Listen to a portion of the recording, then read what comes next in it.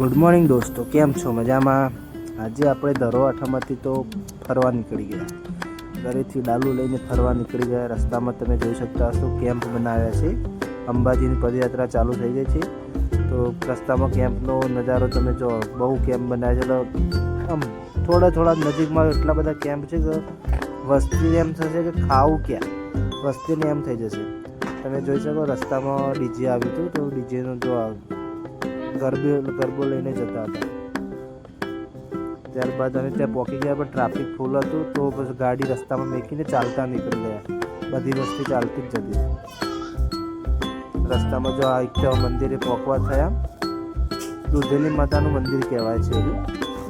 આઠમનો મેળો બરા સટલાસરાની આગળ આવ્યું. જો મંદિર બતાવું તમને. આ નીચેના ભાગનું મંદિર, ઉપર પણ મંદિર આવ્યું છે ને આપણે ઉપર ગયા નહોતા. ટાઈમ બહુ થઈ ગયો એના હિસાબે ઉપર ગયા નહોતા. ત્યારબાદ ત્યાંથી રિટર્ન થવાનું કર્યું. રિટર્ન આવવા માટે હું અને નિશુ નીકળી ગયા. નિશુ બહુ મસ્તી કાઢતું, મને કે પકડીને એકૂટ ખવડાવો.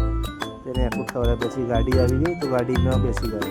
ગાડીમાં બેસી અને વર્તેવડી આવતા તેનો જો નજારો. સંઘ પણ ચાલુ હતો રસ્તામાં. આઠમના દિવસે પણ સંઘ ચાલુ થઈ ગયા હતા.